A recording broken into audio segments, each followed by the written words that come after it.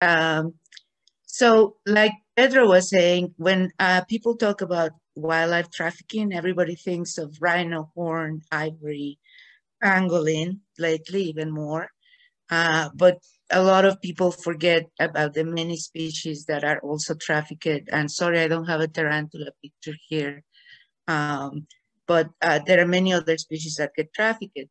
In terms of cheetahs, everybody knows that big cat skins are treasured by many people as decoration, as clothing, ornaments, medicinal, traditional rights, etc. But I'm going to concentrate here more on the illegal trade in live cheetah cubs, especially um, especially from East Africa, from the Horn of Africa. As Carol said, I began working on this in November of 2005 when I got a phone call from a U.S. Marine Corps that was working in a remote region of Ethiopia. He was a veterinarian by background, and he found these two cubs, Scout and Patch, who were tied outside a restaurant in Ethiopia, and the owner was trying to sell them. He offered them to the Marine for $1,000. They were in terrible shape.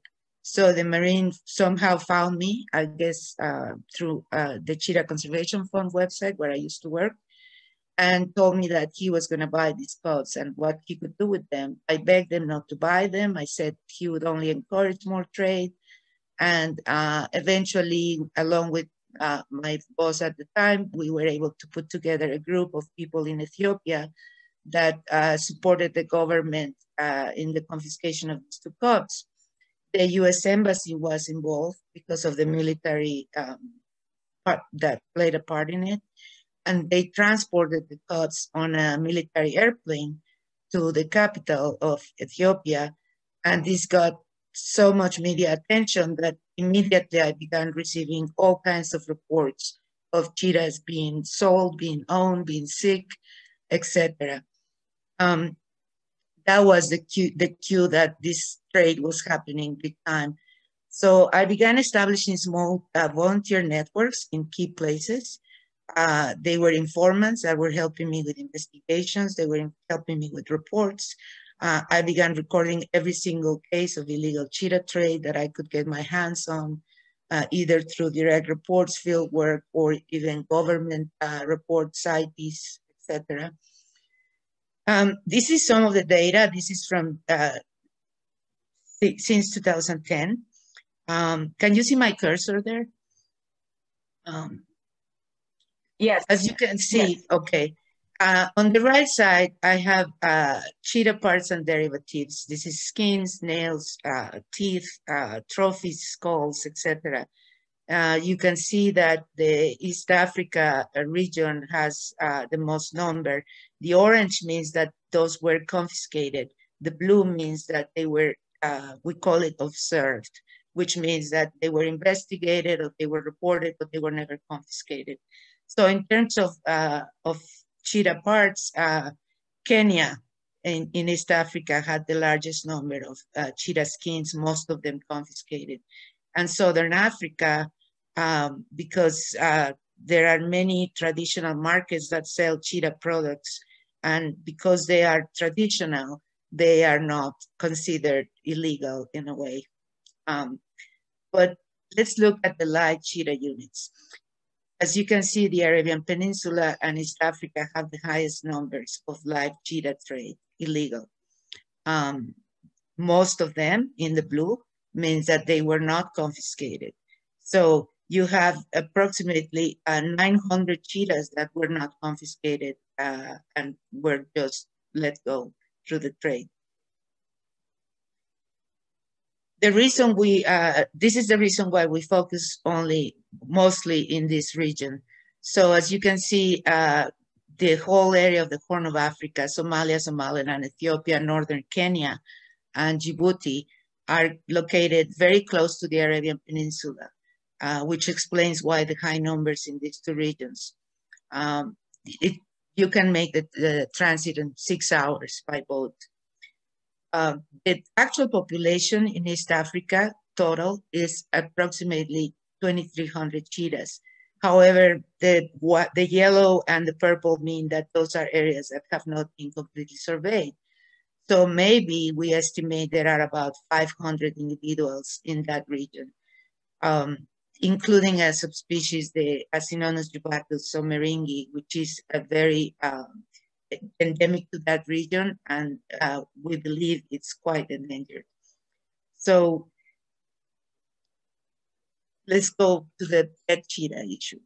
We know that for many years, for thousands of years, pharaohs, emperors, wealthy people have used cheetahs for coursing. That means they use them for hunting. And they also keep them as companions. You know, the Egyptians believed that the cheetah had to accompany the pharaohs to the death, etc. Akbar, the Mughal emperor in India, was believed to have had up to 15,000 cheetahs that he used for hunting. So basically, this has contributed to the near extinction of cheetahs in the Asian range. They used to be in India, Pakistan, Afghanistan. Today, only Iran has a little bit under 50 cheetahs left. Those are the only cheetahs left in Asia. Sadly, this fascination with owning cheetahs hasn't stopped. These are all pictures from social media. You see happy faces with happy cheetahs. All these people are own cheetahs that are most likely sourced from the wild. But the real face of behind all these pictures is this. You have cheetahs that died very young, like these two that we found in the Emirates. These died even before they were shipped. This one is a cub that I don't know if you can tell, but it's an embalmed cub that was for sale in Saudi Arabia. So this is what we're facing for the cheetahs that are not so happy on those social media pictures. What we began doing immediately, and we continue to do, is first we started creating dialogues with governments, international organizations, enforcement groups, because we needed to raise awareness and just keep them away from allowing cheetahs being purchased as pets. We were trying to impact public policy. Then we also started training animal caretakers and veterinarians to improve the care of cheetahs. Also cheetahs kept as pets, not just the ones that got rescued. So we tried to contact owners of cheetahs that, even though they were holding them illegally, we were trying to tell them how to care for them because of the amount of deaths that occur in cheetah cubs. Cheetahs are very fragile, so most cheetah pets don't live over a year of age. We began also identifying what the challenges were to try to curb the trade. We found that on the government side, there was little or no knowledge of the law in many cases, especially non-wildlife officials. They didn't really know the law about the fact that cheetahs have been a CITES listed species since 1975, Appendix 1, so they're not supposed to be traded. We found that there is very little political will to do something. Of course, there's corruption. Then on the side of the legal framework, the legislation is not harmonized across those two regions. The penalties and the enforcement are truly pathetic in many cases. And when there are arrests, confiscations and arrests, there are few convictions. There, on the other side, you have poverty, you have a human-wildlife conflict. That means shepherders that fear that a cheetah might be eating their goats, so they might capture them and sell them if they don't kill them. But overall, we found that there is a complete lack of environmental awareness in both regions, in East Africa and the Middle East. We also wanted to learn what makes people buy these cheetahs. And we found three main groups. The status symbol. in the Middle East, mostly men that try to emulate the wealthy, the rich. Here's a picture of Paris Hilton with a cheetah cub. So this doesn't help to try to stop it. Then we have compassion, mostly females. They see cheetahs in really bad shape being sold on the internet, and they buy them because they want to save them. And then you have the tourists, that, especially in South Africa, that visit farms where you can take selfies with cheetahs, walk with cheetahs, pet them, etc. And finally, we've also seen comments about, well, cheetahs are dying in the wild, they're endangered, so I am saving the species because I have them in my house. Obviously, this all results in traffickers getting richer. The buyers are definitely breaking the laws. Wild animals place people in danger. Cheetahs are not known to be aggressive, but the only instances of cheetahs attacking humans have been by cheetahs in captivity, not wild. And then you have, the fact that animals in houses don't contribute to save the species. The greatest challenge we found is the availability. If you go to a souk, an animal market in Yemen or in Saudi Arabia, within 10 minutes, you can find someone who will sell you a cheetah. And then you have the internet. These two adverts are from Instagram. There are 2 of thousands of them that I've identified.